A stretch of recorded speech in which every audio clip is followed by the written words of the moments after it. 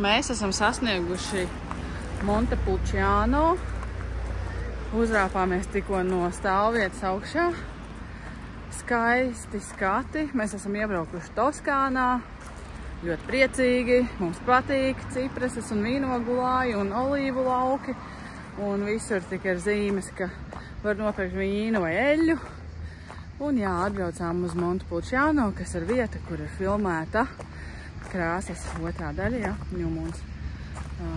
Tā leģendārā vieta Volterrā. Bet pēc tam mēs arī brauksim uz pilsētu, ko sauc par Volterru. Taču filmē patiesībā šeit. Tā kā, jā, gaidām, kad Jūras ar Ilzi noparkosies, jo viņiem bija problēmas, jo tad, patiesībā pašauri, kad Ilzi ar Jūru šeit bija bijuši pirms vairākiem gadiem, viņi tad bija ar Motorola vai Moci. Un tagad ar Hemperu un piekabu, protams, ir sarežģīti.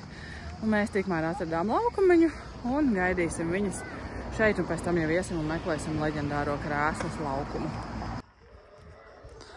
Neesam vēl sasnieguši leģendāro jaunā mēnesa laukumu, bet droši vien tuvojamies. Jo pa ceļam bija šāds brīnišķīgs laukumiņš tādā oāzītē. Un, protams, ka mēs apstājamies gandrīz visos normālajos laukumiņos, kuriem ejam garām. Mēs esam nokļuvuši līdz leģendārajiem Krāslas laukumam un izrādās, ka šeit nav tās strūklakas. Un, protams, kas iegūlē tās strūklakas, tika uztaisīta speciāli filmai. Un šeit ir vienkārši Piazza Grande, liels laukums.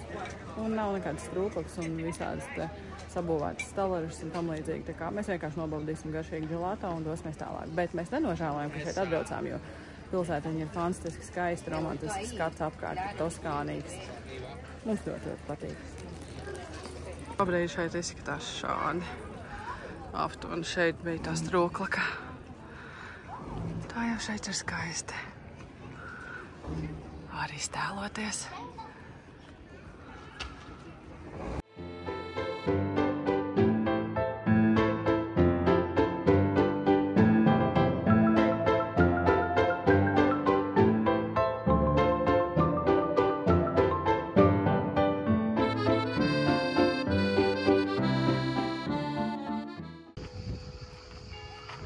Šis ir skats no mūsu Volterras kempinga. Principā skats, kuru tu ieraugi tad, kad tu iznāc ārā no labierīcībām un dušām. Šeit ir visiem uniseks. Tur lejā ir baseins. Un mūsu busiņu kemperi ir pilnīgi otrā pusē.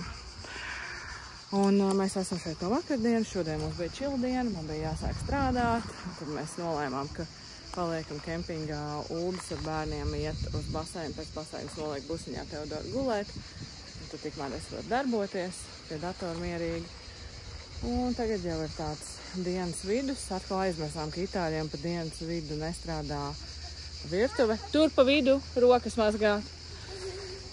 Tā mums jau gadās kuro reizi, ka mēs esam baigi rēķinājušies, ka tagad pa dienas vidus aiziesim paēst, jo pa dienas vidu arī pašiem negribas neko gatavot, bet aizmirstam. Un tā tagad Uldis ar Teodoru kopā aizminās uz vecpilsētas daļu, kur ir vēl kaut kāds pizzerijas, kaut kāds pizzas var dabūt pa dienu, bet nekādas citas ēdienas, nē. Nāc, ej apkārt. Un mēs ar Matildu tikmēr Matildēs baseinā. Bet, šeit ir jauki, un skats ir, manuprāt, vienkārši fantastisks. Laikam, brauciens uz šajieni bija, es teiktu, ekstrēmākais, kāds mums ir bijis, serpentīnu, augstuma un slīpuma ziņā, bet es skatos uz Uldu un vienkārši apbrīnoju, kāds viņš bija pie stūres, kad mēs braucām pa kalnēnajiem ceļiem Slovākijā no Zakopanes uz Slovākiju. Un kāds viņš ir tagad jau, cik ir 2,5 stūros, 3 nedēļas vēlāk, 2 nedēļas vēlāk. Un cik viņš jūtas droši un pārliecināti un ar smaidu sejā izbrauc visus tos serpentīnus. Un mēs esam Toskānā un esam ļoti priecīgi, baudam cipreses un cikādas. Un pagaidām laiks ir labs, mēs baudam šeit, bet mēs jau esam paskatījušies, ka patiesībā arī Dolomītos ir izmainīsies laika prognoze un drīz jau dosimies uz mūsu galveno galamērķi, uz Dolomītiem.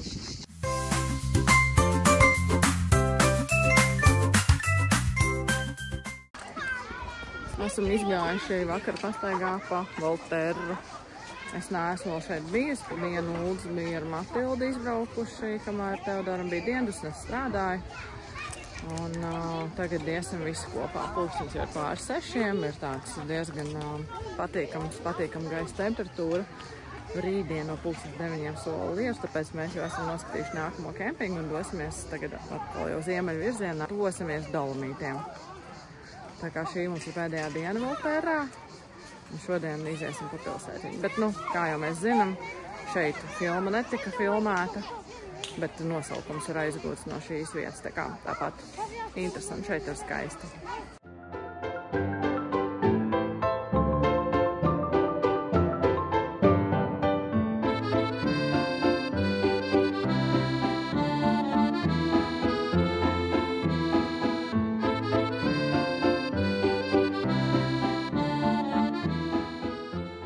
Bella. Questo è smatto.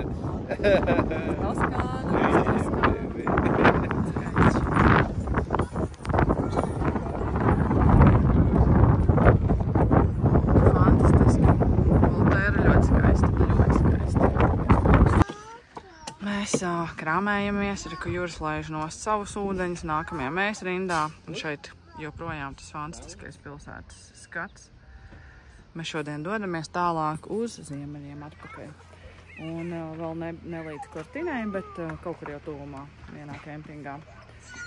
Tā kā redzēs, kāda būs laika apstākļi, ko Zevs un pārējie mums būs sarūpējuši. Esam izbaudījuši, apostījuši Toskānu un gatavi doties uz ziemeļiem, gatavi apskatīt Dolomītus un esam jau noskaņojušies, ka pēc Dolomītiem jau lēnām čunčināsim atpakaļ mājās. Kas tur bija? Īsti jāģio mums tikko priekšā stāja savu ārstu vai 200 vēstu. Pilnīgi tu filtā, ka tu dzinēji smaržīņas, pilnīgi. Bet viņš to lanči priekšā arī sodīja un pumpiņā aizgāja. Skaisti, dekontrolē, ka tev virāžu tā izpēdējums, un redzēja rozā krekliņš, balta vēstiņa, smuki ķīvrīt.